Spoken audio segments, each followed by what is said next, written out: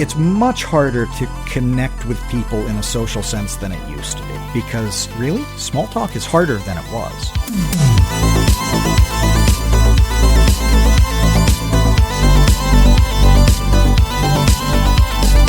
If you go back into the past and that helps sort of build out your interests, personality, who you are, well, if you can't remember that stuff, that's not going to exist.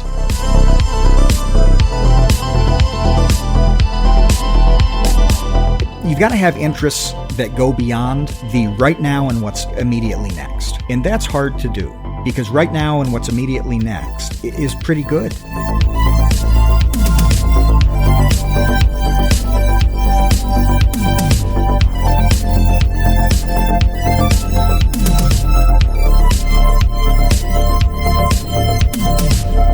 The past is almost limitless, whereas the depth of a topic from something like a future video game is puddle shallow.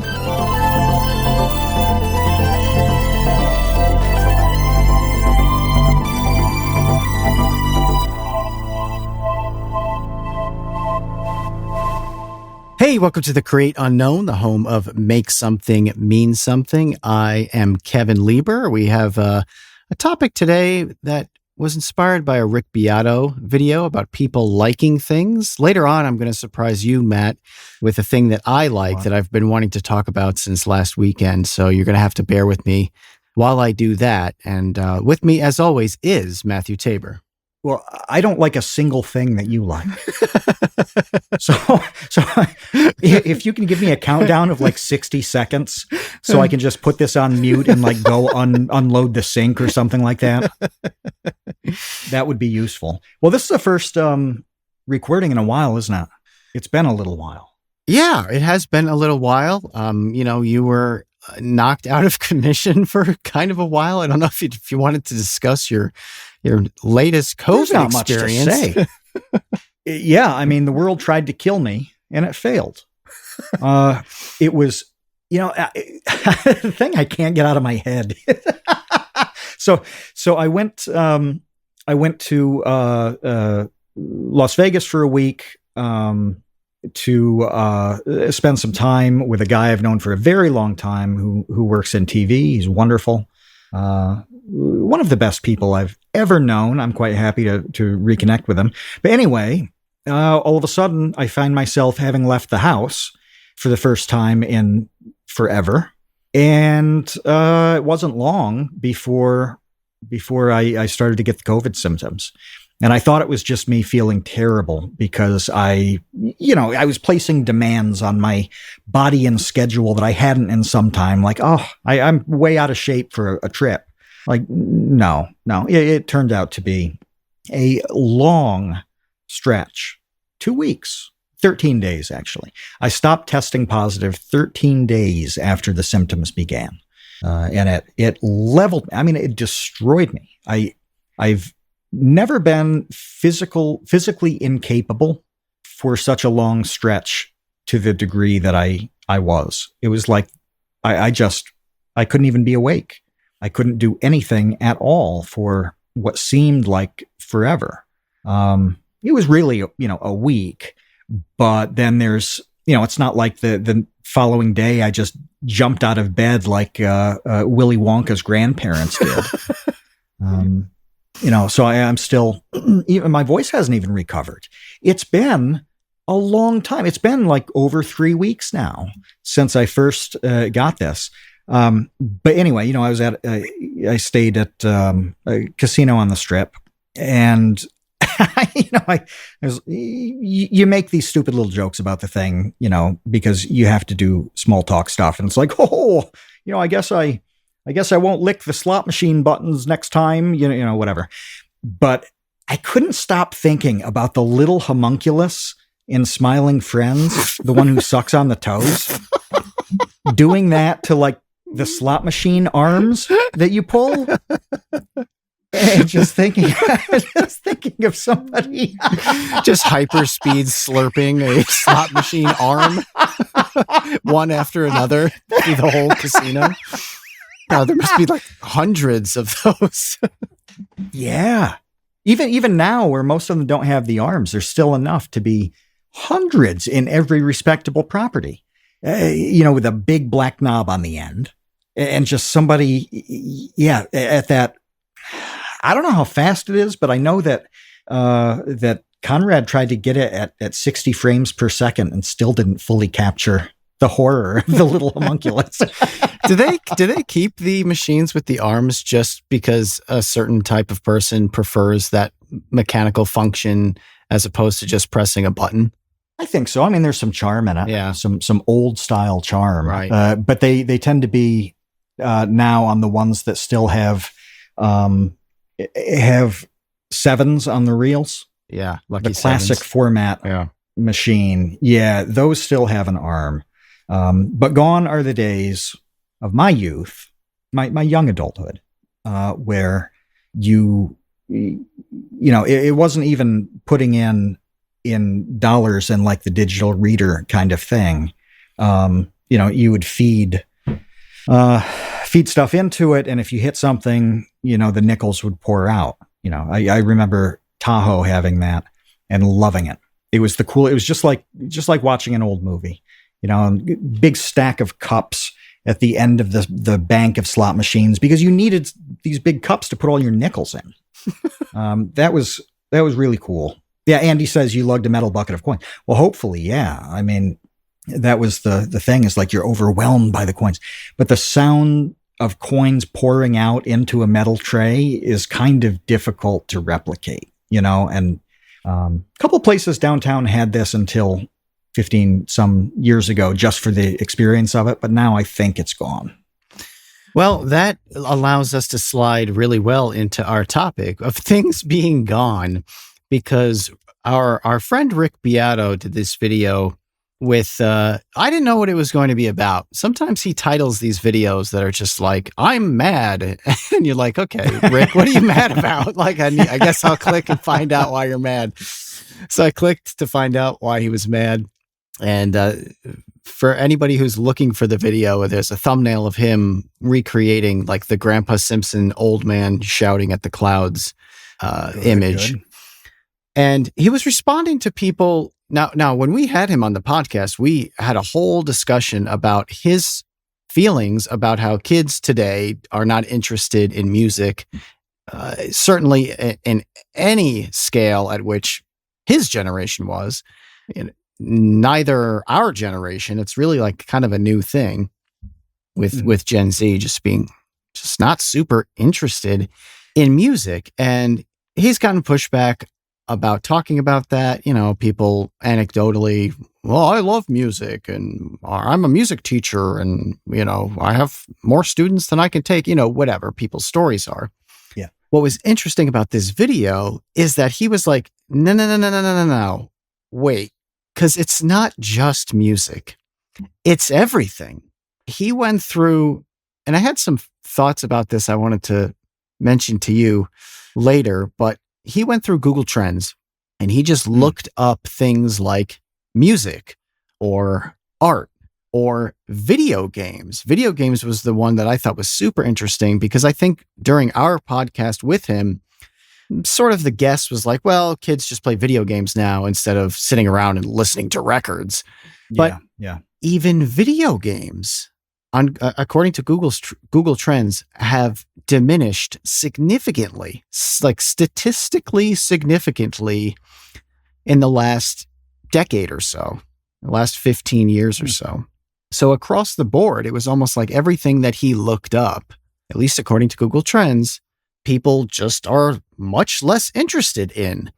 Before we got on the podcast, I looked up science because obviously with Vsauce, I've dedicated a decade plus of my life to talking about science. And that followed the same downward slope trajectory. Now, before I throw it to you, Matt, the one thing that has skyrocketed in interest is social media. So while all of these other things are trending precipitously down over the last 15 years, social media has skyrocketed.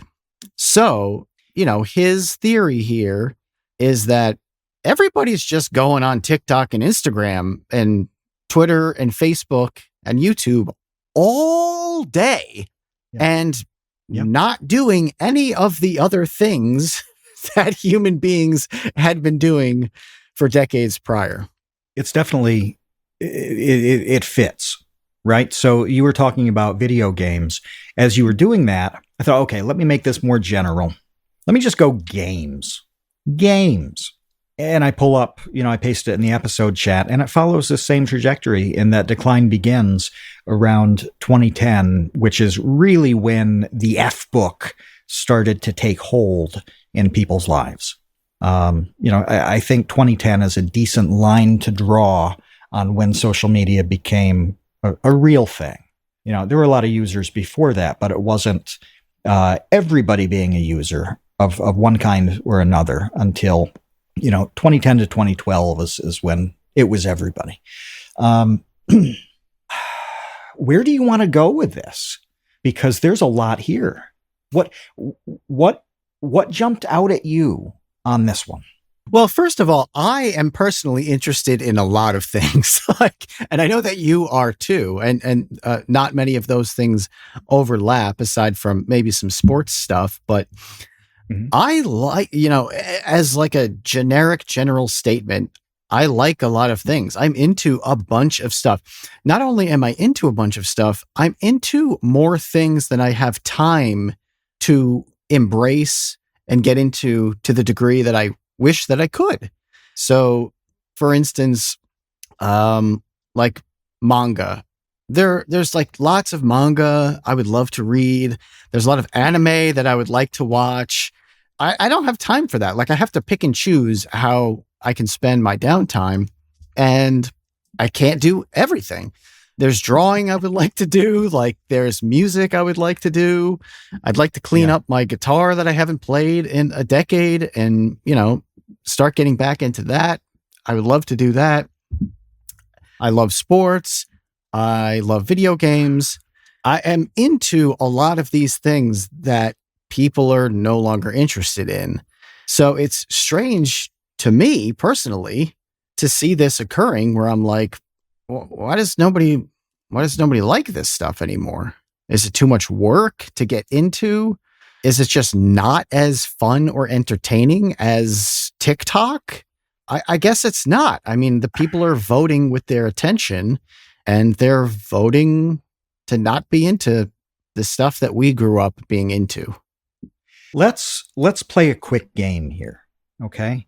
And we're going to alternate on things we like. I am going to start with manga, and that has fared better than most things. I think that's a tough one to track because it's not a like globally ubiquitous thing. It's increasing exposure over time. Very few people in Alabama were searching for manga in 2004. It just wasn't available. The availability of manga is complete. It's a different world today than it was 20 years ago. Considering you have this massive awareness and availability, it's still not even at its peak right now. It's, so I just popped this in the episode chat. It peaked in 2010 and then really died, looks like 5 years ago, and had a bit of a resurgence. So that's something that you like. I'm going to pop in woodworking and say, okay, if woodworking was your 401k, life is real bad. Oh no. It looks like it peaked. Its peak was the day that Google began measuring this in 2004. And it's just consistent decline. And now it's flatlined at the lowest, really. Yeah. Well, because it can't go much lower. Right. It's kind of reached its the depths of it. So give me another thing that you like. It's your turn now. The NFL. Oh boy, that might be on the rise. I feel that one has gotten more popular. Wow. The interest over time has, it's actually a really cool graph because of its seasonal nature. It's actually very pleasant to look at because of the cyclical aspect of the seasons happening. But that one has done better. But if you take something like sports, because you were talking generally, like about video games. So look at sports, though. This is the phenomenon that you and Rick are seeing. And you'd think, well, now it's never been easier to watch sports. Any sport you can think of is pretty easy to watch online. The only thing that costs any real money is a pay-per-view event, like you watching a UFC pay-per-view. Everything else, like Hulu shows, with ESPN Plus, shows everything down to T-ball. It's crazy. So like, it's never been easier to enjoy sports, and it's kind of half the level that it was 20 years ago. Yeah. This is all declining, and for the sake of Rick, I'm sure he put this in the video. I can't remember, but here's music. And it's another one that's fared even worse than sports. It was at its peak 20 years ago. And now, it's like, I guess people are interested in music. But not so much. A lot less than before. It's grim. It's grim. And this is, I hate taking things into, an academic sphere, but when we were half our age, Robert Putnam's Bowling Alone was a really popular book. And it was really about the decline of social institutions in the United States. And so the title comes from him talking about bowling league participation having gone way down. And that's obviously not what he truly studied. He studied everything. It was enrollments in the Scouts. And I see Boss Threads in there. He definitely knows how that's in a different place now than it was 20, 25 years ago. It's people going to church. It's like literally every social institution you can think of, from a very real one like church attendance to something as goofy as a bowling league. It was on the way down even back then. This was late 90s when that kind of thing came out, where the social fabric is getting thinner. And then you throw social media on top of that, and you're in trouble. Well, we had done, we talked to Rick about, no one's interested in music anymore. And then a few weeks ago, we talked about the Red Letter Media video where it was like, movie theaters are dying. Like, no one wants to go to the movies anymore. Yeah. Hollywood's not doing well. They're just releasing bomb after bomb after bomb. And then he releases this video. It's like, well, actually, no one's really interested in anything anymore. And I'm like, okay, this is kind of an insane topic for the reasons that I stated earlier, where I'm like, I've never been, I think, more interested. The access that you talk about when it comes to these micro niches is so amazing to me as someone who's interested in something like football, because never before have I been able to get so much access to, like, for instance, I'm a diehard 49ers fan. I watch endless amounts of videos about the team, reports on them, rumors, whatever, scouting reports on the new players. There are YouTubers that I now can watch after every game. They do a full breakdown of the All-22 tape, which is like the coach's tape, which shows you the entire field of successful and unsuccessful plays. So I watch the game, and then the next day I can watch some expert break down, like, okay, the right guard missed this block right here, and, it blew up the play in the backfield, or, this guy was supposed to keep running and he slowed down, and that's why this pass was overthrown. Just getting like into the weeds on this stuff, which I could have dreamed of growing up. Like, they weren't doing that on SportsCenter. They didn't have time. On SportsCenter, they're just giving you the highlights and then they're moving on to the next game. Here, you could spend 45 minutes with someone just talking about one player. It's like, here's how Brock Purdy did in the game yesterday. Here's 45 minutes talking about every single snap. And I love that. Amazing.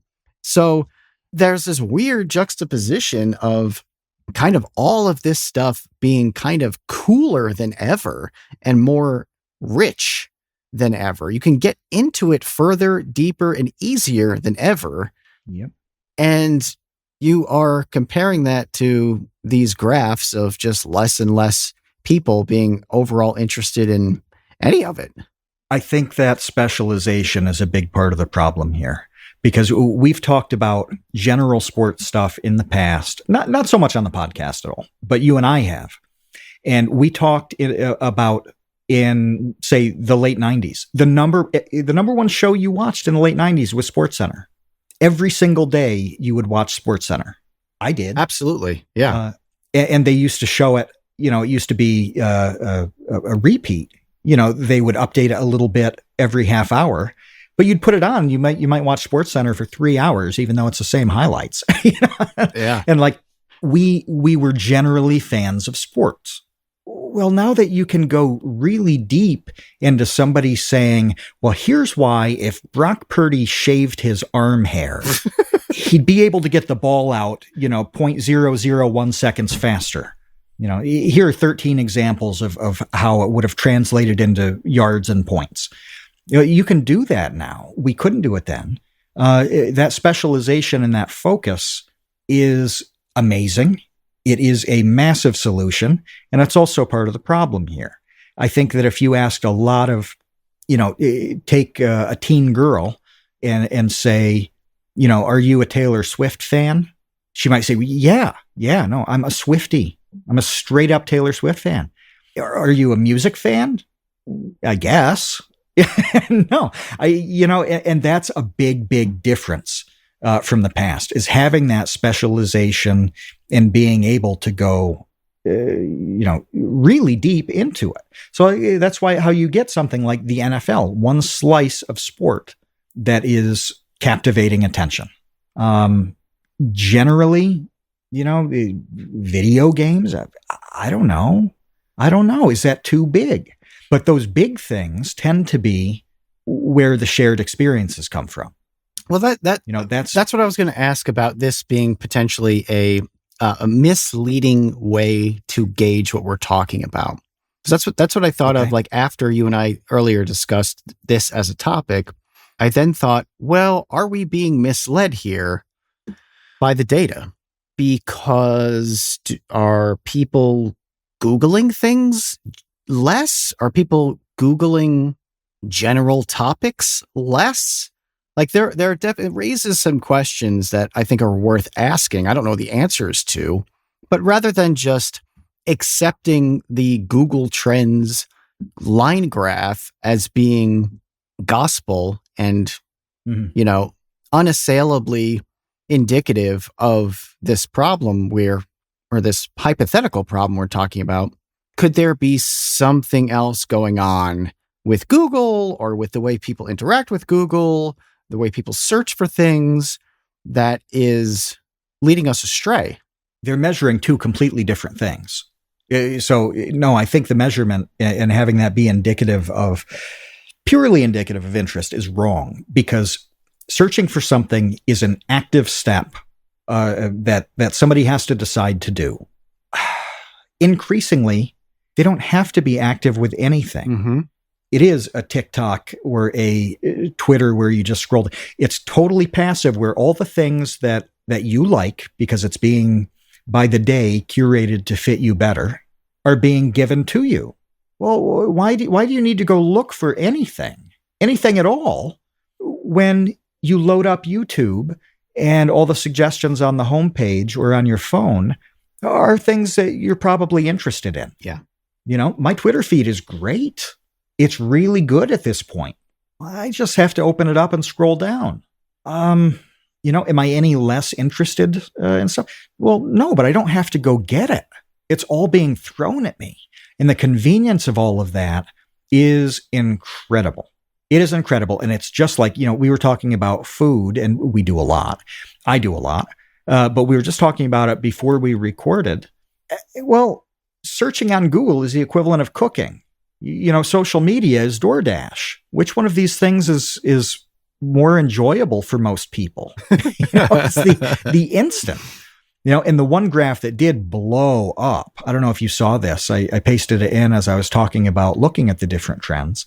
ADHD has had a precipitous rise in the last 5 years. Oh, I bet all of, or not all of, that's ridiculous to say, but I bet many, mental health things have had a precipitous rise in the last 5 years. A lot of them. Even that's a little misleading, though, because the conversation around literally all mental health topics is so much broader and pervasive now, that the interest being measured on trends. Well, yeah, I mean, more people are looking up details about ADHD because they understand what it is to a degree that 15 years ago, the average person didn't. Dude, yeah, no, I don't remember ever hearing about I don't remember ever hearing about most of the things. Yeah, HGTVs. HGTVs were pretty popular 15 years ago. But no, I think like getting into the nuances of mental health was something that people didn't really talk about. It was depression, anxiety, maybe. Yeah. OCD, I remember being sort of a big thing that people talked about, but that was, but now, people are interested in finding out what's going on in their heads. So they're looking that up more. But I was also just going to say real quickly that, I'm super interested in the NFL.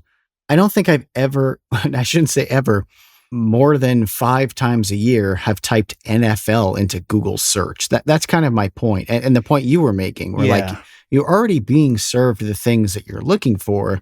So how often are you going out of your way to search for them? That dynamic has shifted incredibly over this same, 15-year or, 12-year period. Right. There's really a lot going on here.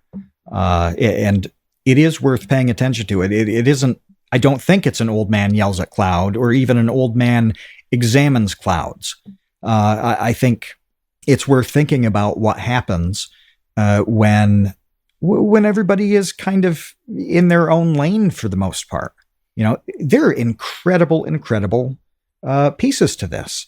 So like, I wish I could think of, there's this guy, I'm sure that people in the episode chat know of this guy. There's some guy who is so good at geography that he crushes on GeoGuessr. Oh, I know exactly. I don't know his name. I know exactly who you're talking about. Yes, he's amazing at determining where like anything is in a picture. Like any photo. Yeah, he can take a photo and tell you where it is, where it's from geographically. Well, he's got a pretty big fan base. I mean, people are fascinated by him. They respect him, whatever. He can make a living off this skill. That's an incredibly narrow lane to be in terms of humanity. Like in the grand scheme of things, that's pretty niche or niche, however you do it. It's incredible that it exists as an option. And think of all the weirdos we've talked to on this podcast for 5 years. Like some of them do really bizarre things, and they've made a great living connecting with other people who are interested in that thing. Even you have made a very good career off of doing a thing differently than other people have done it. You have a unique approach and flavor, and enough people want to see that to make it viable. This is great. At the same time, it dilutes all shared interest in all things. There are only literally a handful of people. Well, literal handful. You could probably come up with 5 people who generally the world knows on YouTube. That Mr. Beast, PewDiePie level of recognition that the name even if you've never watched a video in your life. It's a small list, though. That everybody knows. That's a really small list. Yeah. Yeah. Yet there are, I can't even guess at this point how many viable full-time job level channels exist in the world. It's a shockingly high number. That's awesome. I'm very happy that you can do literally anything and make it viable. You can sell jars of bath water and flatulence if you want. You know, she lost a lot of money on that. Did you ever hear the update on that? Yeah. No. Oh, man. I'm almost sorry I brought it up because I don't remember the details. But the girl who sold her bathwater, I'm pretty sure lost like tens of thousands of dollars on that. How? It had something to How's that do even with possible? PayPal, like not allowing, there was some like PayPal fee or something for every transaction that cost more than the money she brought in. So she just ended up like losing all this money on that bathwater. It was a disaster. Wow. I would have thought the margin was crazy. The fine was Like- crazy. It was like she had to pay a fine or something to Oh. PayPal for every single one that she sold because it like went I against see. their terms of service. And the fine was like, $60 for every transaction, and she sold them for 40. So she like lost, between the cogs and the shipping and the fine, lost thousands of dollars on that bathwater. Yeah, sorry. It was a good proof of concept. Yeah, it was.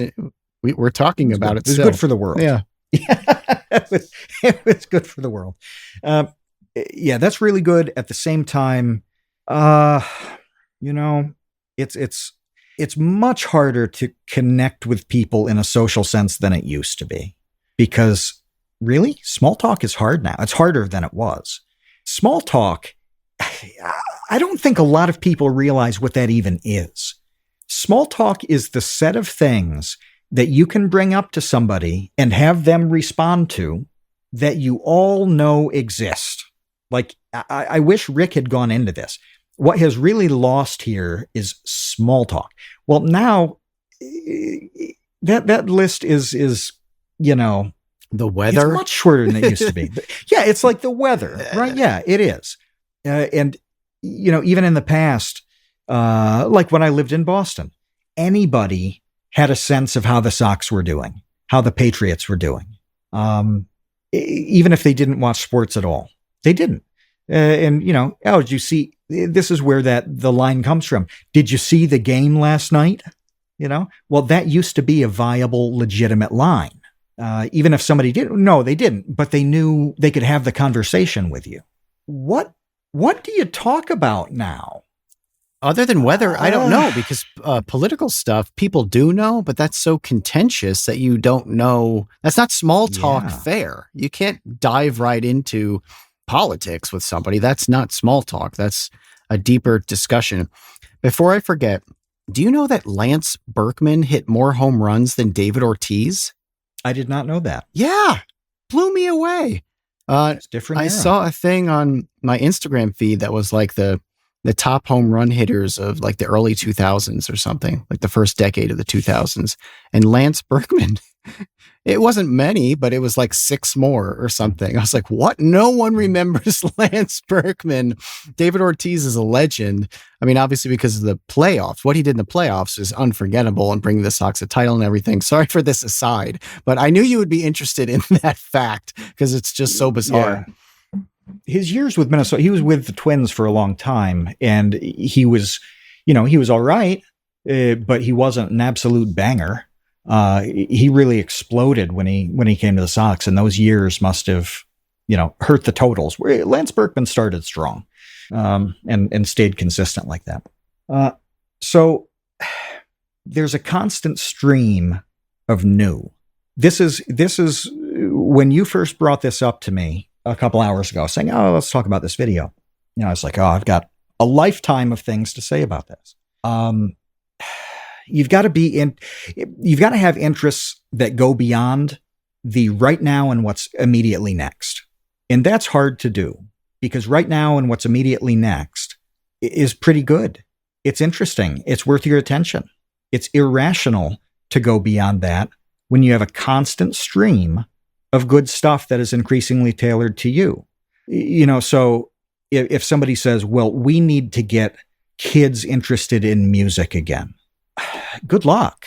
I mean, this really isn't, toothpaste you put back in the tube. I'm trying not to go overly philosophical on this. But when you don't value anything beyond the now and immediate future, or even far down the line. I see people talking about video games that aren't going to come out for years. You lose a great deal of what could be who you are in your personality.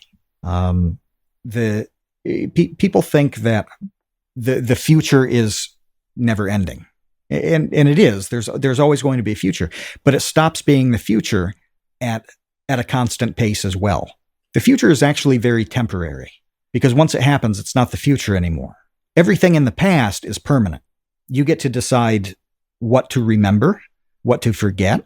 You can curate the past to some degree, but in theory, it's always there, whereas the future is oddly fleeting. This is backwards from how it seems like it would work.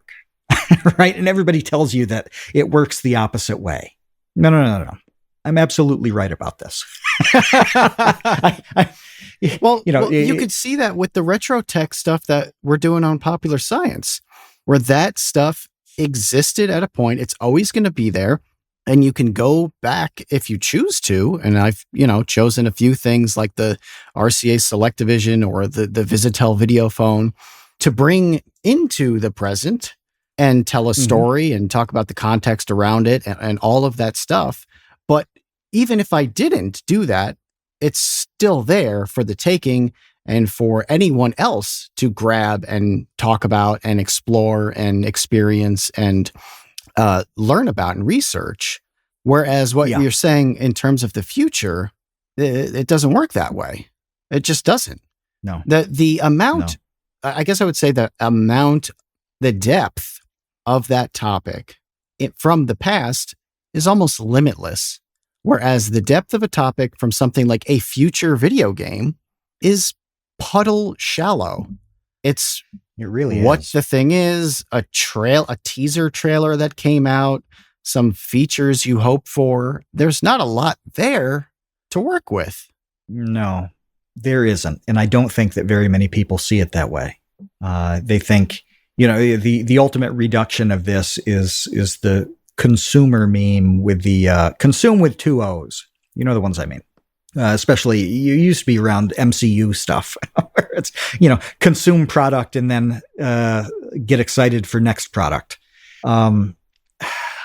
It's a bad way to be.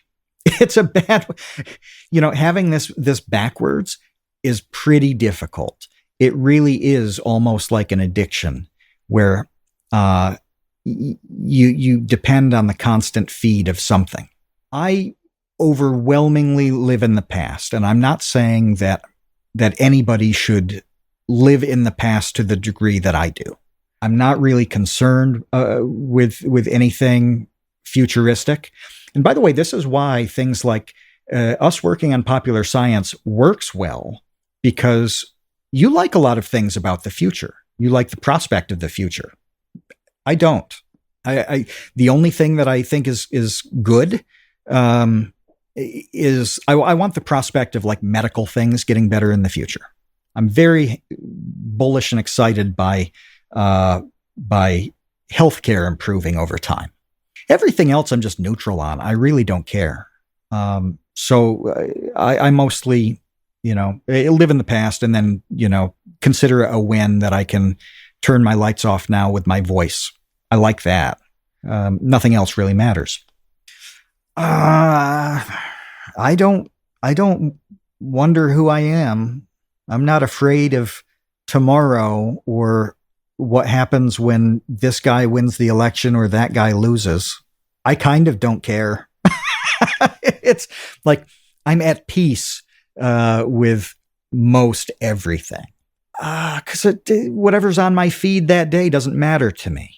It's not significant. I don't depend on the constant influx of anything, entertainment, news, whatever. If something gets slow, well, I swap over to another interest. We are people with lots of different interests. You talked about all the ones that you don't have time for. It's the same with me. We have limited time. We have many more interests than we could ever pursue. So if one of them got real slow, we would just switch over. what do you do when your day is waking up and then getting the hyper curated fix? You know, who are you in the world when you are dependent on that? When you are passive, this is a drastically significant, like it's a drastic shift in a very short time. And I think that's what I got out of what Rick said, is that he's really, in a soft way, saying that there's a big difference with kind of how everything works right now. Yeah, and regardless of our, potential criticisms of using that Google Trend line graph to prove or disprove something like this, the proof is in the pudding with the things like the movie theaters going out and, all of that stuff, the music in general going down. So he was looking for some sort of, numerical explanation or to bolster his point of a general feeling that he has about the way things are. So I do agree with him that this is a thing, undeniably this is a thing, and it's a thing in so many different sectors. One thing you didn't look up that I was actually interested in, maybe you could look up now, is books, because I've been ironically reading a lot about the decline in reading comprehension. Well, reading and writing comprehension, they largely go hand in hand. Yeah. But I have read some really harrowing accounts from teachers about the level of reading comprehension and writing comprehension of students. And I also had a conversation recently, actually with a repairman at the house, who was talking about this is kind of its own topic. His kids can't remember anything. Like they don't have very robust short-term working memory. Yes. Because you don't have to. When you can just look anything up in a split second and have your answer. My example of this is telephone numbers, okay? Oh, yeah. When we were kids, back in my day, you knew your friends' telephone numbers. You knew your number. You knew your friend's number. Yep. You had all of this memorized because... I still know a lot of it. Yeah, you had to. You had to bake that into your working memory so that if you wanted to call one of your friends, you pick up the phone and you dial the number. Well, no one has had to do that for a very long time now because the number is just saved in your phone. You just click on their name and it dials for you, or you text their name. Yeah. You don't text a number. So I can't remember anybody's phone numbers at this point. I don't know anybody's. I don't know yours. I have no idea what your phone number is. I was going to say, I don't know yours. I only know the area code of yours because it's not the same as mine. And I was like, oh, that's weird. But yeah, I know my mom's cell phone number and that's it. And even that took me a long time to acquire that. And she's had the same number for 15 years. It's not like there hasn't been sufficient opportunity. But this is that dilution, right? So if you think about the number of things that you would think about in the past and remember, it was a really small list compared to now. As an example, you knew what the network TV schedule was in a general sense. You knew what night Seinfeld was on. You knew that Wednesday night TV sucked, whatever, because you encountered it over and over, and you weren't thinking about what was on 200 different channels. I can't even keep track of what days new episodes come out on shows that I'm trying to watch because of the sheer volume of things on all the streaming services that I have. It's a volume game, and the volume game, especially that younger people are playing, they've never known a small volume game. Mm-mm. It's all a big volume game, and everything has an incredibly short half-life.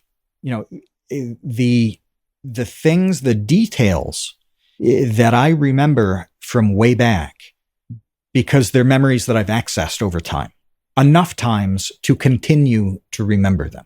Well, I don't access anything that happened on Tuesday. You know what I mean? I don't access current life information very often because it's just a constant stream of new life information. Even the stuff that we do, you and I are always having trouble remembering the videos that we've made. Yes. It's like, which video was that? What was the concept that we discussed? Where was that? I don't remember if I've told somebody a specific story because now I talk to so many people that I tell a lot of people's stories. I can't keep track of who I've mentioned a thing to because there's so many to choose from. Well, a while back, it wasn't like I talked to people all day in real time, instantly, for free. No, maybe you talk to somebody on the phone. Maybe you'd hang out with somebody or a group of friends. Maybe you saw your cousin on the weekend or something. Now, how many people do I talk to in a day? It's crazy. There's only so much you can keep track of. And this is me throwing this back to you. I see this entire thing happening as a giant Dunbar's number issue.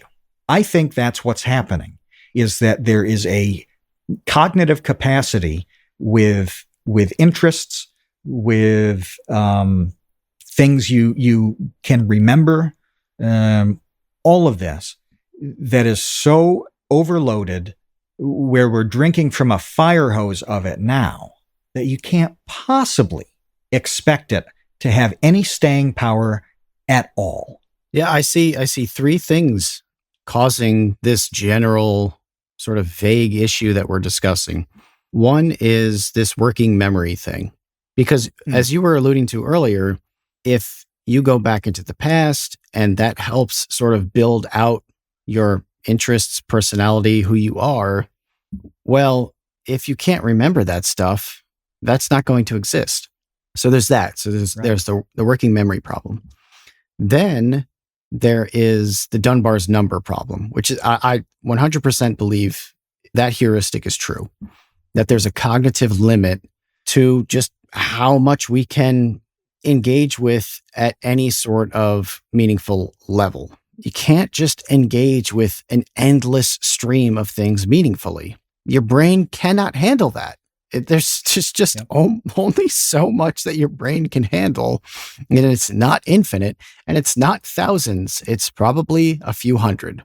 So there's that. So there's this memory problem.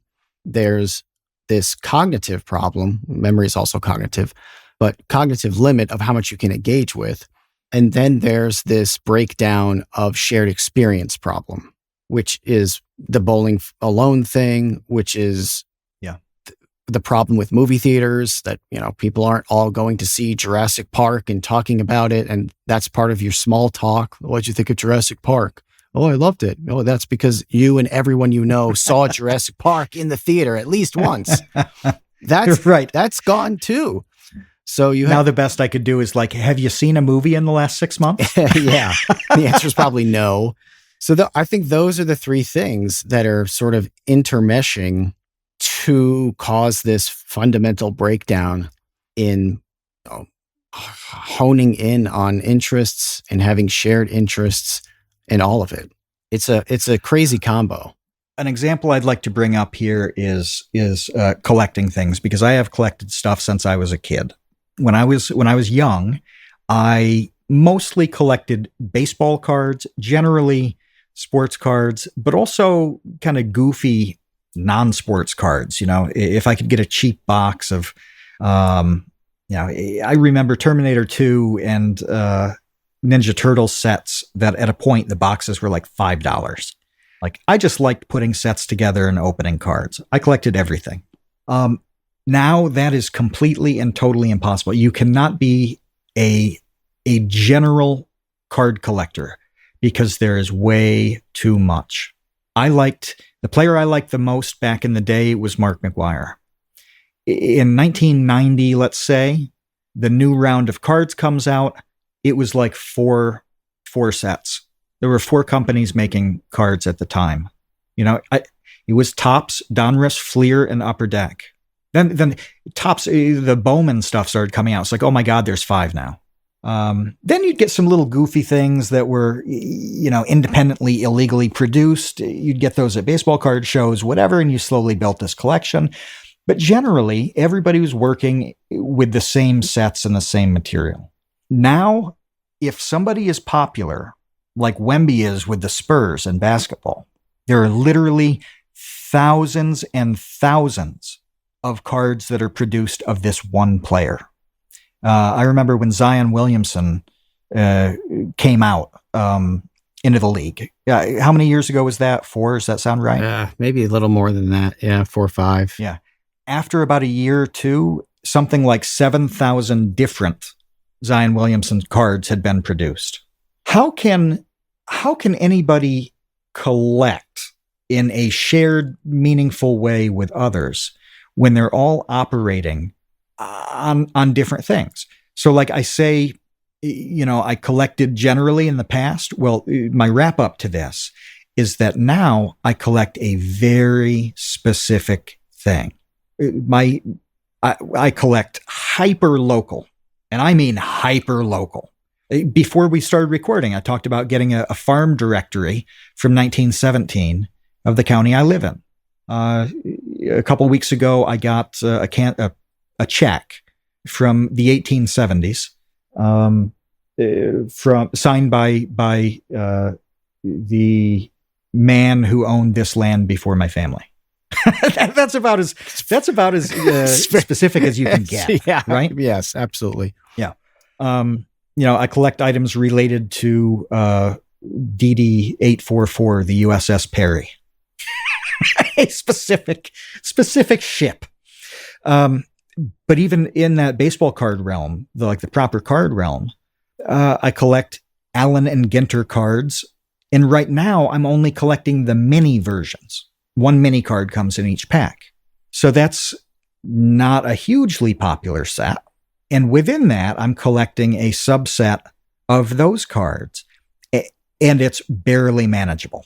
It's almost impossible to manage the collection of these minis. This is like an unthinkable level of detail to 12-year-old baseball card collecting me. It's a completely different world, but everything is like that. Mm-hmm. You and I get excited when we realize that we're both watching, that we both like a TV show. Yeah. We're both watching one and interested in watching one. Yeah. Yeah. So we could talk about it. Yeah. The overlap happens like twice a year. Mm-hmm. I'd say that's honestly about what it is. Yeah. Well, what would the overlap have been in 8th grade? 100%. 100%. Pretty close, yeah. Yeah. And growing up in the world that Rick grew up in, so people can understand better what life was like for him. Everybody that he knew probably had the new Van Halen record, right? Or yeah. Led Zeppelin or whatever. Like everyone had that. And that just is not a thing anymore. And it never will be. You said you can't put the toothpaste back in the tube. Yeah, that is absolutely true. It's not going back to the way it was. So I don't know. I think that we're going to have a window here where people like us and like Rick are sort of ruminating upon the change, but pretty soon we're going to be done with that. And the change will just be life. And no one will even have any ability to contrast it with what it used to be like, which is also its own interesting topic. The only solution to this is really refocusing on people, which I know nobody wants to hear. The people who listen to this podcast are probably not, in general, super high on the social butterfly scale. Is that fair to say? We're not. I'm not. No. No, I mean, I'm not casting stones here. I'm holding hands with you in the incel category. The guy in the corner of the room in the party meme. Right. That's right. Yeah. Nope. Except there's no party because nobody showed up to our party. Just in the corner talking about their Allen and Ginter mini cards alone. That's right. This really is the way forward, though, because you're not going to overlap with anything in a general way, the way we used to. The best hope is to find people who you overlap with, values or approaches to, kind of general life, or maybe you do have a really good shared interest. Well, you got to stick with them. You've got to stick with them because the social fabric is not there anymore. Not from the stuff culturally. That's gone. It's not returning. So your best hope is to form connections and stick with those connections the best you can. And they come and go too. There's no way around this. The friends you have right now are unlikely to be your friends in the full list, 10 years from now. It doesn't work that way. But the best you can hope for is that you get interested in other people, and let them get interested in you. They can stay. They can stick around, and they are not a day-to-day passive feed that you hope is going to be there every day of your life. I don't want it to sound like a touch grass thing, because that's not enough. Honestly, touching grass is not enough anymore. It wasn't enough when the touch grass meme came out. It was step one, I guess, of get out of the house. But you can't depend on any of this anymore. And if I wonder what Rick would say life is like for young people who are really interested in music the way he was. Because they exist. The numbers might be smaller, but there are little Rick Beatos running around this world. I wish Baseweight were here. He could go into some detail about what that scene is like, because he's an elder youth of that scene. But before, it was as easy as oh, this guy plays bass. Cool. I play guitar. The obvious next step here is that the two of us play together and hopefully we enjoy it. It's that was it. And now that step isn't obvious. You've got to force it. You've got to go out of your way to make that connection happen. Yeah. You also before we wrap up. Oh, no, not wrap up, because I want to tell the thing I want to talk about, sorry. Yeah. But I think it's worth mentioning to be conscientious of potentially just arbitrarily picking something to get hyper interested in. Like you are talking about with, I like cards, but there's too many of them. I like these Allen and Ginter cards specifically. There's too many of those. Okay, there's not so many of the mini ones. I'm going to stay in that lane. That's a lot of steps to get to what's sort of an arbitrary choice to get into something. They're even more than that. They're even more than that. Even among the Allen and Ginter, there are 3 editions. They had the Allen and Ginter Chrome cards, and then Allen and Ginter X, which was available online. So it even sells short the process of getting to the minis. And with the minis, there are normal backs, there are A and G backs, there are different tiers of each of the minis. And I had to decide how serious I was going to be about putting the best set together, or did I want to just put a set together with any backs I could get, any version parallel of the card that I could get. I mean, it's that crazy. And virtually everything is like this now. I use the cards as an example, but I'm sure that every single person, if they think about an interest of theirs, they're jumping through 17 hoops to get to that interest, whereas we used to jump through 1. Yeah. Yeah. So that's just really an important part, I think, to articulate that, you might want to think about almost throwing, a dart at a dartboard and just saying, well, this is what I'm interested now, and just going hard on it, because it's not going to come to you the way that, through a friend. And it's just much harder now because of that. All right. I want to talk about what happened on Saturday. So last Saturday, I don't know when people have listened to this podcast once we, record and put it out. But as we're recording today, last Saturday was a UFC pay-per-view that was unbelievable for a number of reasons. I'm going to try to walk you through everything that was crazy about it. So first of all, okay, the fight was supposed to be Conor McGregor versus Michael Chandler.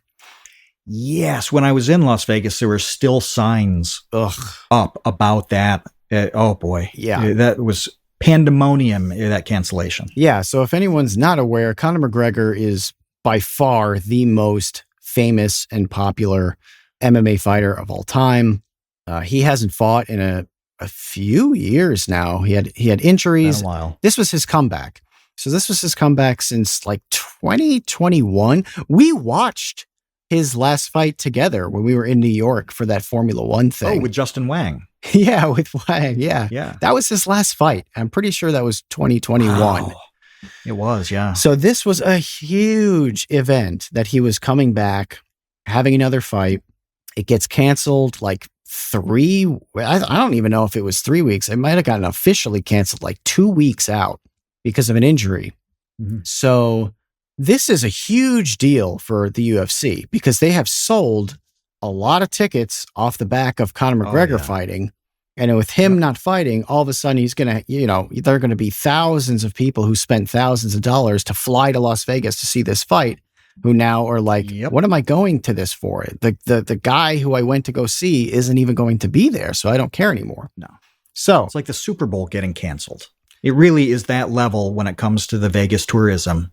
Like those places they build around this to an insane degree. I was there when it was the Conor McGregor, was it Mayweather?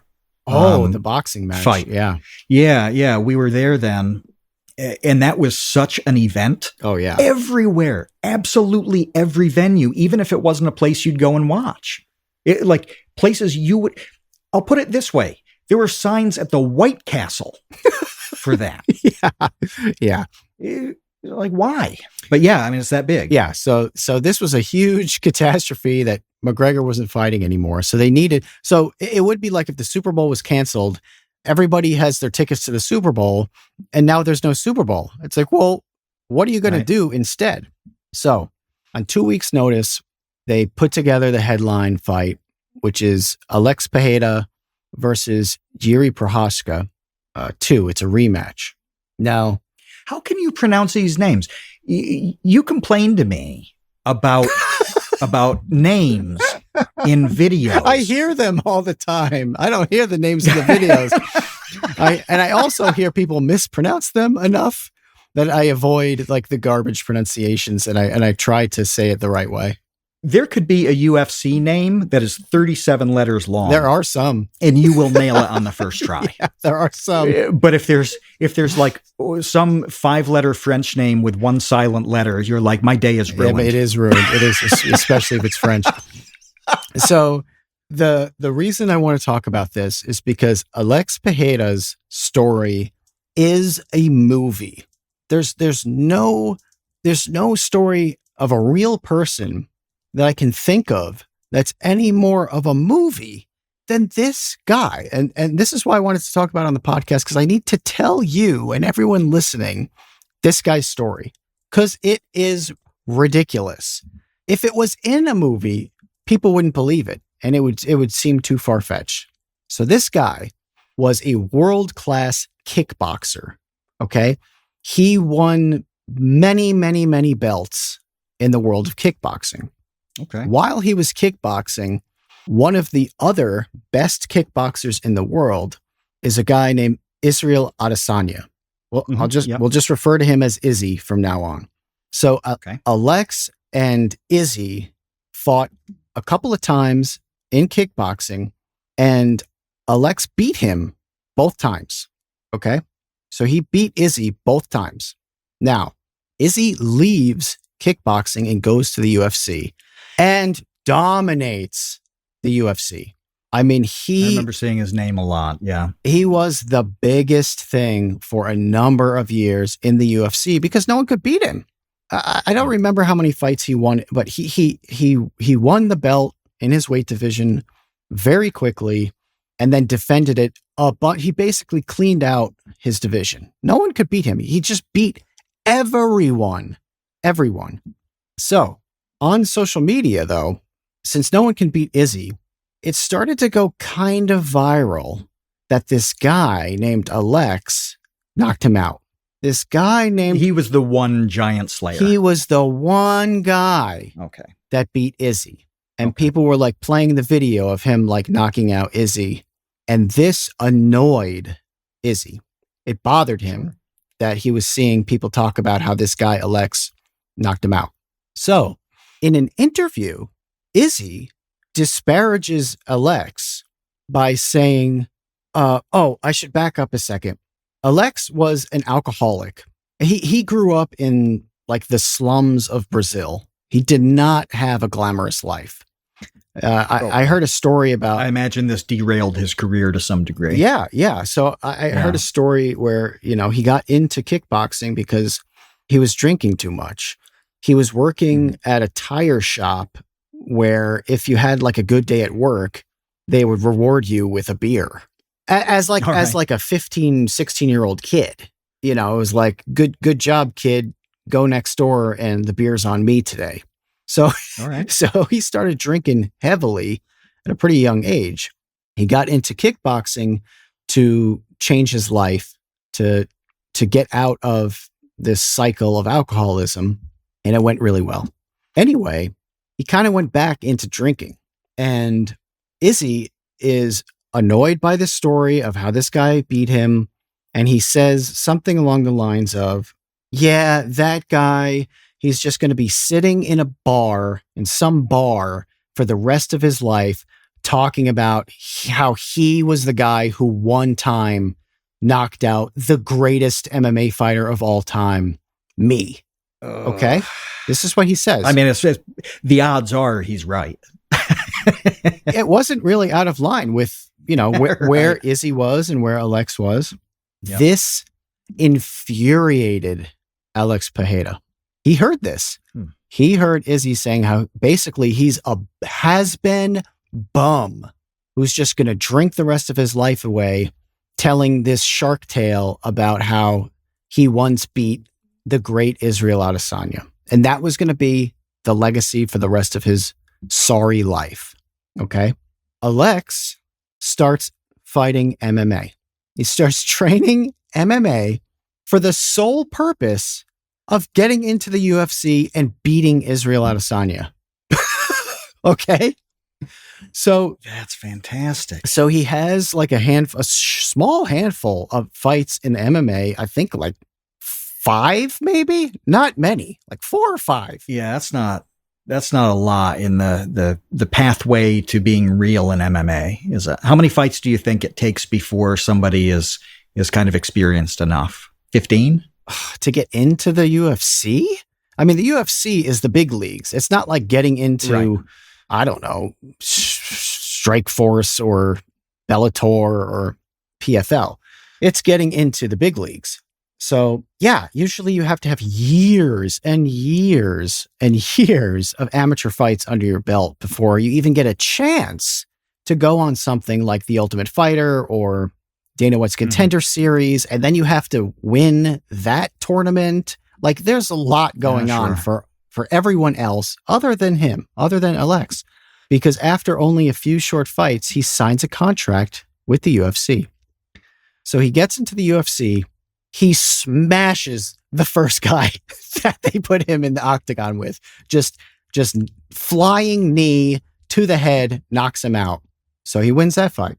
They feed him another guy, a top contender, Sean Strickland, who's one of the best fighters, a recent title, a recent champion.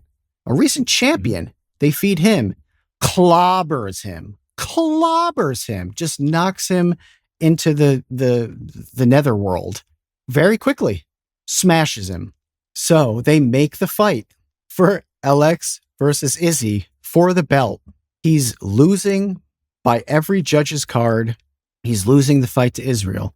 So he came all this way and he's losing. So they're about to go into the 5th round and his coach in the corner says, "You're losing this fight. You have to go knock him out. There's no way you're going to win. You have to go smash him now. This is it. This is the final round. This is your last chance." He goes out and he does it.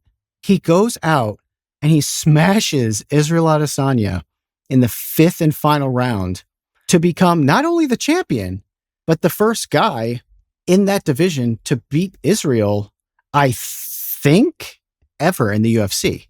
I don't think he had ever lost. He had lost another fight going up a weight class, but he had never lost. Yeah. He never lost until Alex, who, after all of this like ridiculous journey, goes in and wins, and he beats him. So this guy now is like the biggest guy in the UFC, because since then, the story's not over. He has gone on this like revenge tour, this like insane revenge tour ever since. So the guy that Israel moved up a weight class to fight and lost to, Alex went up a weight class and beat. Wow. So he goes and then beats the only other guy that had beat Izzy. He goes and beats that guy too. So it's like building a resume of the ultimate proof that he's better. Yeah. He's just going through and doing all of this crazy stuff. So then he wins a belt in another weight class that Israel tried to do and couldn't. So now he has another belt that Israel couldn't get. Then his revenge tour continues, where he then fights a guy who beat his mentor, his coach, the coach that told him to go out and, beat Izzy in the 5th round, this guy Glover Teixeira. Okay. He goes out and he fights the guy who beat him, knocks him out. So he's smashes so him.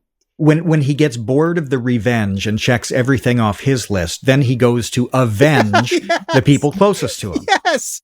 Yeah. So now he's avenging his friends' losses. And then, This isn't a movie. This is like different seasons of a long-running show. yes. It's like there's sequels to this movie. Yeah. We're in like Rocky IV at this point. And now he's beating all these other guys. So he beats that guy.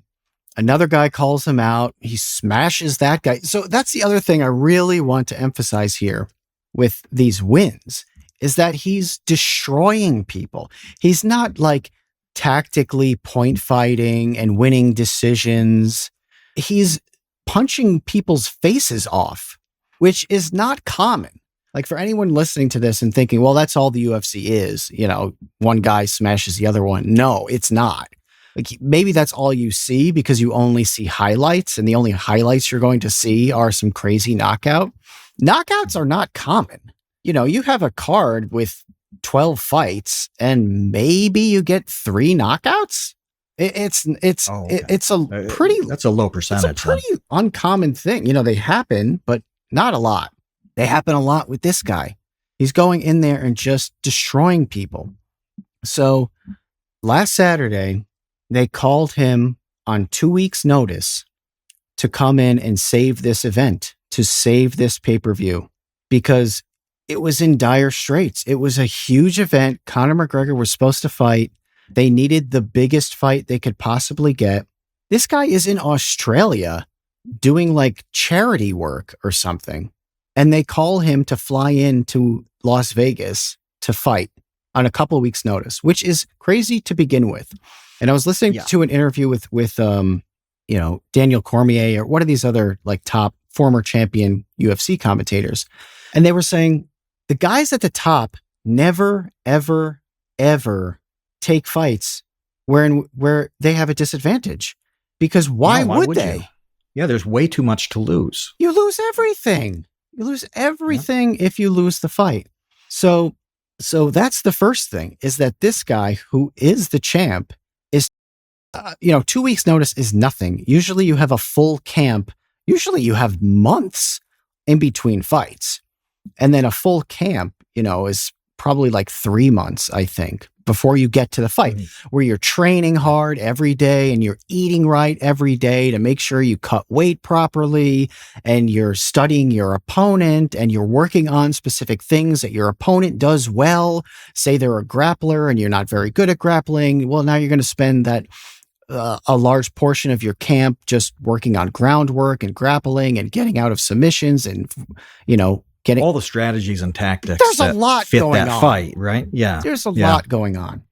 Well, there's none of that when you have 2 weeks to basically just get down to weight, just to cut weight, because these guys don't fight at their weight. They fight 20 pounds, lighter They have to weigh in like 20 pounds, sometimes 30 pounds lighter than their actual walking around weight. So he agrees to the fight, and still he's fighting Yuri Prochazka, who he had already beaten once, but this was a rematch and it was on short notice. Anything can happen. And Yuri Prochazka is like undisputably the second best guy in that division. Like, this isn't a tomato can. They're not throwing him like some random dude to fight. He's not the 15th ranked fighter in his division. He's the other best guy. Yeah.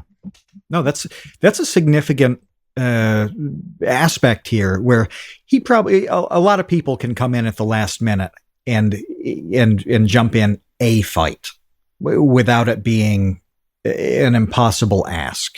You know, if they're filling a spot on a card and it's sort of an NPC, then like, well, whatever, maybe you're in good shape for it and that's good enough. But what you're describing is not that. That's usually what happens. Exactly what you described is that if a fighter drops out, you know, say you're like the 14th in your division or something like that, and you were supposed to fight the 13th.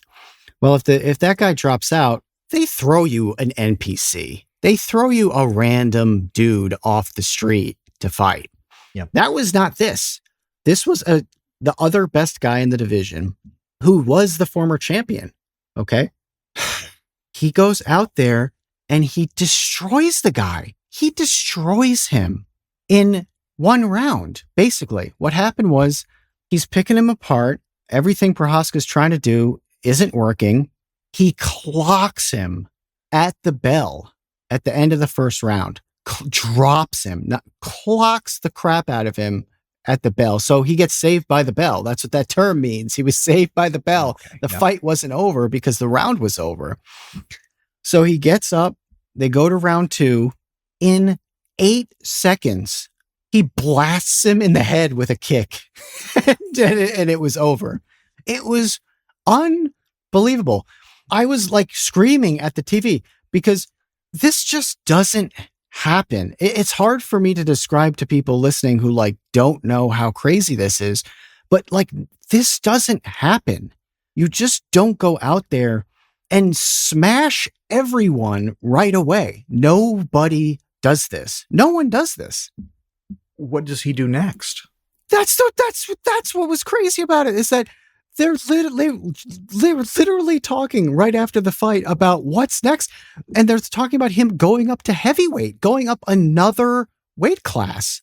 They're like, wow, he already did these 2 weight classes. Like, send him up to the next one and see if he could beat those guys too, because he's just slaughtering everyone. It's like a movie. It's like he's a superhero. It is the most unbelievable thing.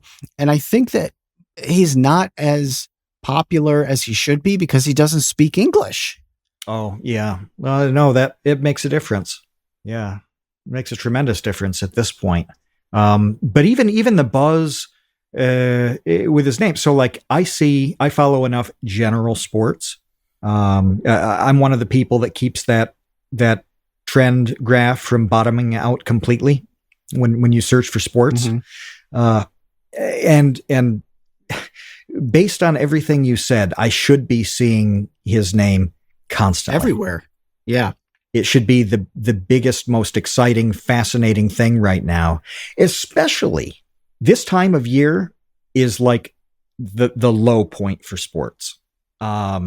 It's exactly the middle of the year for baseball. Nothing is happening in the off-season football front that's worth any attention. Hockey is over. Basketball is over.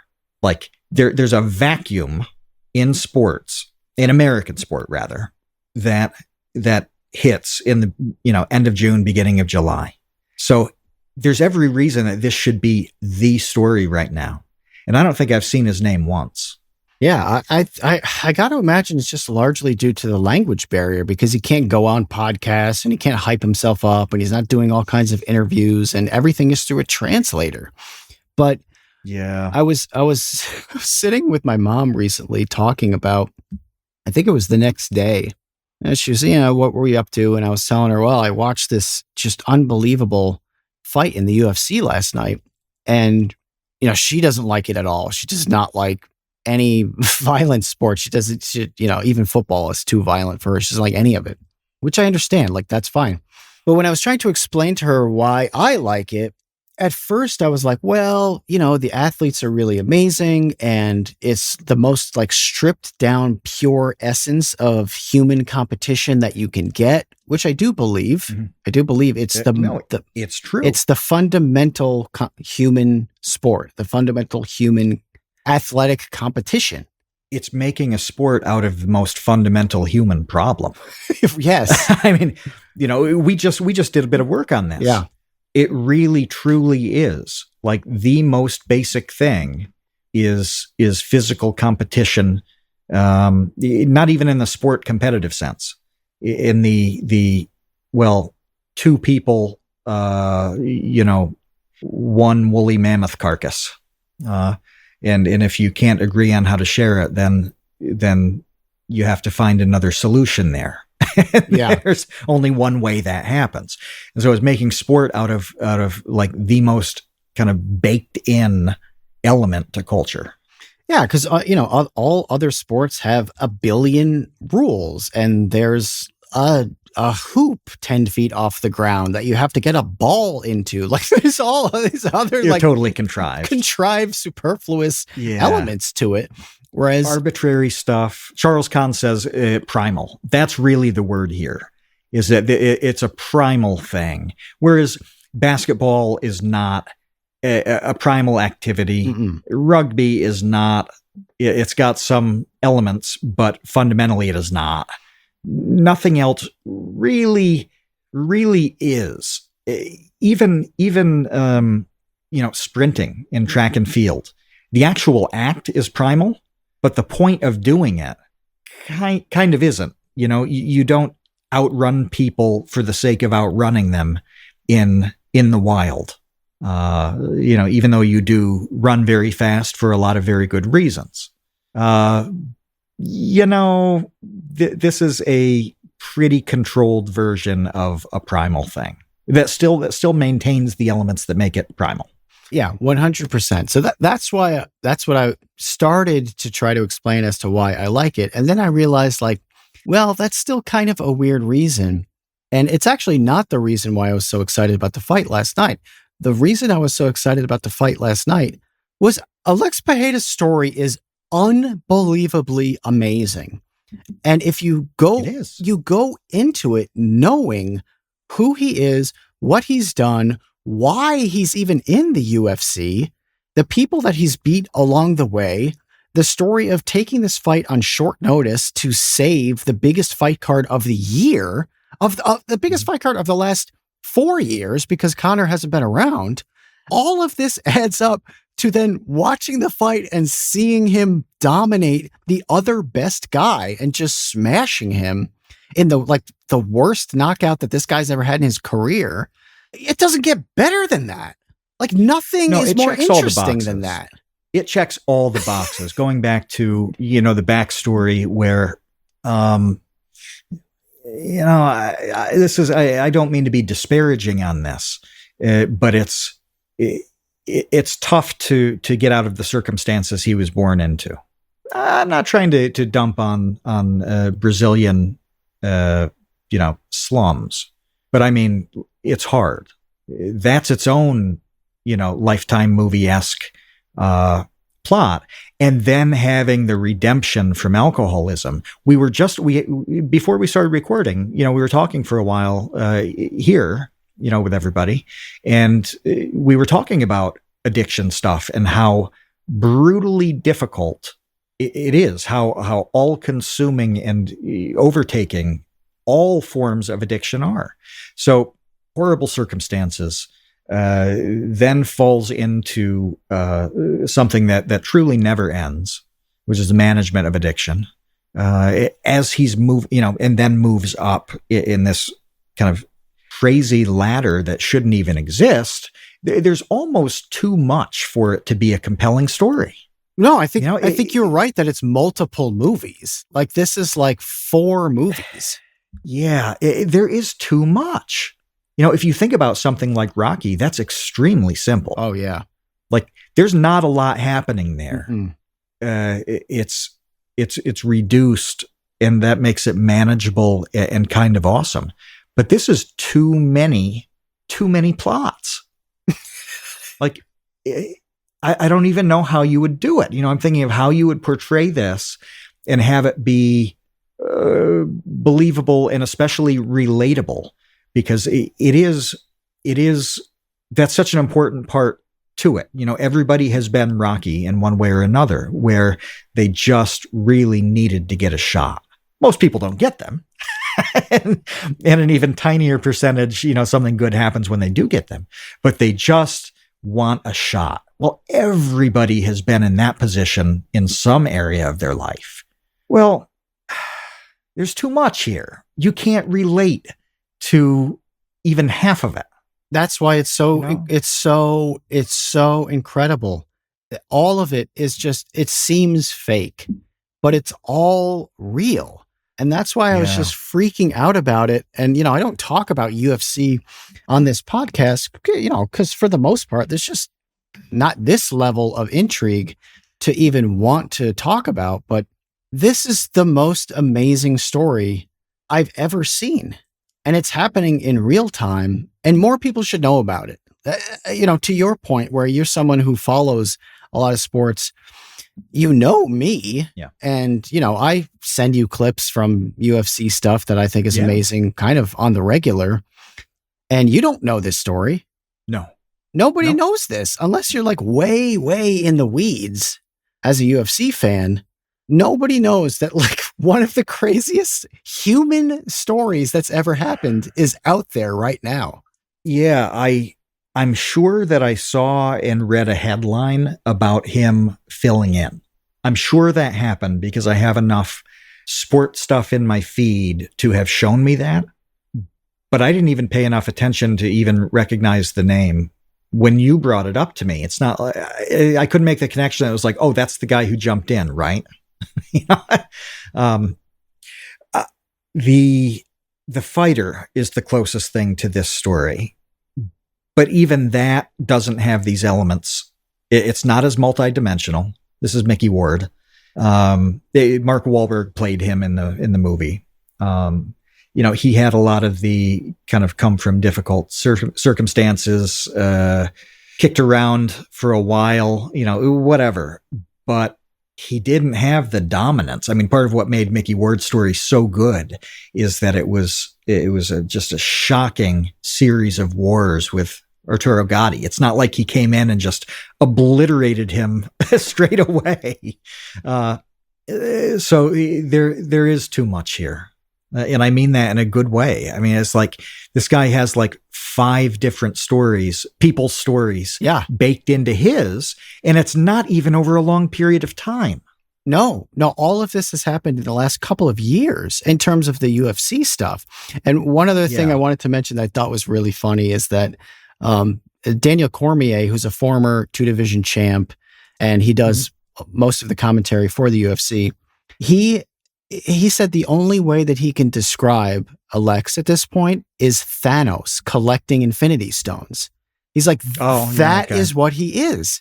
He's Thanos. He's this unstoppable monster who's just going around collecting everyone else's stuff. He's and no one's ever seen anything like it. Well, look at this. I mean, this is, I'm not trying to force a callback here, but that's a very distinct strategy. Like figuring out what you're going to do is like he definitely made those choices specifically. He narrowed it down to a very distinct path when it could have been as simple as I am going to pursue and take whatever fights are most lucrative. That would have been a different path. I'm going to pursue the path that is going to give me the longest career at kind of the top. That would have been a different path. Yeah. All of it would have. So he really had to narrow it down with several layers of decisions at each step. That's pretty fascinating because not too many people do that. No, and that was one of the things that they were talking about where, once you get on top, you take your time, you pick your fights slowly, you pick your opponents kind of carefully because you want to stay on top. You don't want to lose that belt. You don't want to take the hardest fights on the shortest notice under the worst circumstances. You determine where you fight. Oh, you're doing a card in, Australia. I don't want to go to Australia. Oh, you're doing a card in Abu Dhabi. I don't want to go there. I want to fight in New Jersey. That's where I train, and I'll fight there. I'll fight at Madison Square Garden. I mean, it gets that granular when it comes to how picky you can be when it comes to your career, and with the ultimate incentive of staying on top, staying relevant, continuing to hold the belt, getting all those endorsement deals that come with it. No, that's not what this guy does. That's not what he does. No. He will just fight absolutely at anyone, the hardest fight he could take, and he will destroy them. It's so crazy. It's so crazy. Because the knockouts thing, I just want to emphasize this further. It just doesn't happen that way. Like the guys who are dominant, they don't continually knock people out. They usually gruel out like long fights and they win by decision. That's mostly how it happens because you want to be careful. You don't want to get into a firestorm. You don't want to get into a firefight, and risk getting knocked out yourself. So I was watching a breakdown from, I think it was Demetrius Johnson. He talked about the void. This is a fascinating video. This goes back into me getting into the weeds on this stuff. He talked about the void, and the void is the space between the fighters in which they can hurt each other. Okay. You don't really enter the void unless you're like really looking to engage. Usually you stay outside of the void, you enter to hit your opponent once, maybe twice, and then you exit because you don't want to. Well, it's the vulnerability zone, right? Yeah, you don't want to stay in there and get smashed. Yeah. So you go in, you throw a leg kick, you get out. You go in, you throw a jab, you get out. That's how most of these fights go. Not this guy's. Not this guy's. Just gets in and mashes. He goes in there and he just kills you. Okay, the only other thing I could possibly ascribe this to or compare this to would be Mike Tyson's dominance in the 80s. Mike Tyson's dominance in the 80s, no one had ever seen anything like that before because this is what he did. He just went in there and just threw haymakers until the other guy couldn't get up anymore. And he was capable of that with everybody. That's the difference. It's like people can do this when the matchup is advantageous or when the situation is right for it. Like maybe they can take that approach. But you're right. Mike Tyson just went in and did that, where it's like there is no scientific grand strategy here. It's just straight imposing your will, and as you've been talking about this and the void and stuff like that, this is a hallmark of a decent list of military commanders who are just aggressive to the max. This is George Patton. People where it's like you advance and advance until like with Patton, you run out of diesel, like that's when you stop. And it's just go, go, go. And very few people want to do that. And the number who can actually pull it off, it's minuscule. It's absolutely minuscule, and generally, they go a bridge too far. They encounter the one scenario where this does not work, where somebody finds the proverbial chink in the armor. I think that's the difference with something like the UFC is whether he can avoid that. I mean, also with the UFC, one punch, one kick can end a fight. That is it's not like one lucky bullet changed a battle for Patton. Can alter things, but it doesn't end it, right? Whereas UFC really is that vulnerable. So the whole thing is this you're describing a house of cards that he has built many, many stories above what should be possible. and he's still building. Yeah. Is there an element, or a lot of people kind of waiting to see him crumble? No, It's got to be. I think the general discussion around him now is, should he go up to heavyweight? Like, should he just continue climbing and go to another division and fight John Jones? You know, Right. Fight Stipe Miocic, like fight some other giant in a different weight class, because what else can he do? What like, that's what everyone's fascinated He could by. fight Like, what two else can people this at guy once. do? He could fight two people at once. That would be awesome to watch. Obviously, they couldn't be contender level, but why couldn't a top performer in a weight class fight two really middling guys in that weight class? I think they do this in Russia, man. I'm not even kidding. No, this has to happen in underground Yeah. MMA, whatever Yeah. it's called in the underground. Yeah. All sorts of gimmicks like that. Yeah. But it would be fascinating. This is what we need to do: is we need to find unconventional fighting. We need to find the lowest level real fighting, the most obscure real fighting that we can, and go watch it. How do we do this? I don't know. It's going to be on some janky website that's going to give you a virus for watching it. I'm going to get on lists trying to Google Yes, this. exactly. The dark web fights. But there have to be really like things you not only think wouldn't exist, but when you find out, you really know they shouldn't exist. That's the level I'm talking about here. Yeah. I don't know. We might have to take a trip to Tijuana or something for that.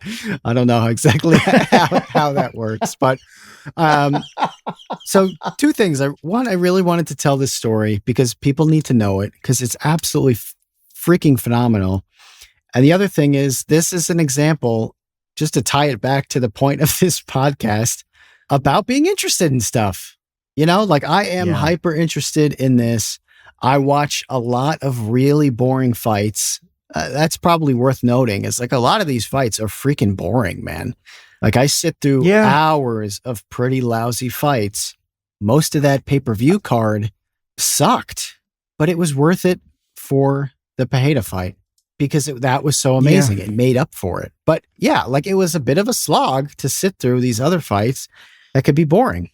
I mean, that's most sports, though, is hours of mundane boredom type and then seconds of thrill.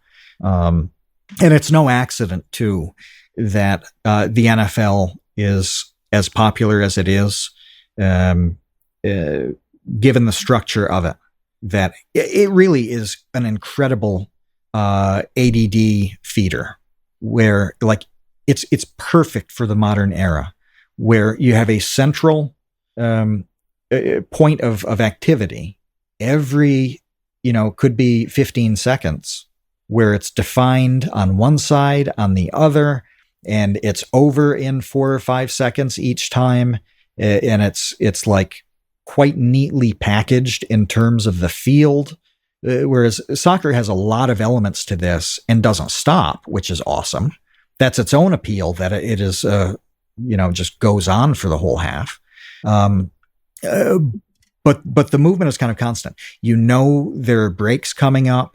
You have time to go to the bathroom, get food. Like, obviously, football rules did not cater to that. It's just happened to work out really nicely in life.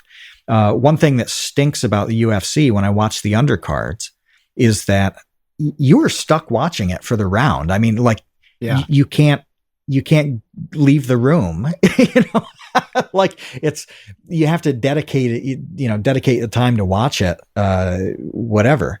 But yeah, no, as you said, it's not what everybody is into, but they are certainly into it more and more, as time goes on. It is a spectacle. Yeah. Yeah. It's great. All right. We should probably wrap up. But thanks to all of our patrons for hanging out with us. And the ones who have dropped in and out, absolutely love to see your familiar avatared faces in the Discord. We'll be back next week. If you want to support the podcast, go to patreon.com/thecreateunknown. And until then, we will see you, Space Cowboys. Thanks for listening to The Create Unknown. We make this show with the support of our patrons. 100% of that goes directly to keeping episodes going every week. And the recent support has been amazing. Sid Poke, NRM, Venture Addicts, Weezer Good, you all really do make this show happen. Thank you to the Tots and the Dumpster crew, old and new, who save tiny little lives every month. And thank you to our grizzled, battle-hardened child infantry. Clemente de los Santos, Dan the Latch, Demetrius Andrews, Erica, Ferry-kun, Jen Mathasanti, Kevin Menard, Mikhail Steinke, Monahim, Natsu, Penny Piddler, Ryan Steer, Ryan Kinder, Samuel Manser, Sean S., Sean Malone, and Tom Bidioger. And a tremendous shout-out to our elite baby gang commanders. Atrocious Scuff, Kat, Dojangles, Graham Robertson, James Gallagher, Jeff Davis, Orange Vanilla Coke, Patrick Pister, TCU's personal pilot, Andy, Ryan Carroll, Baseweight Vinthos, Yeetus Deletus, Jonas Walter, Nathan Robinson, and of course, Trev's Dead. You are the elite. Thank you as well to our indentured servants, producer, editor Ben Webster, Minecraft mogul Laterman, Discord kitten wrangler Conrad, and producer emeritus Dan Yosua. Thanks to Baseweight for use of Created in the Unknown for the opening theme. Thanks to Electro Voice for giving us mics to sound good on top of it, and thanks to Main Gear for powering all our PC endeavors. The Create Unknown is an Unknown Media production in partnership with Studio 71.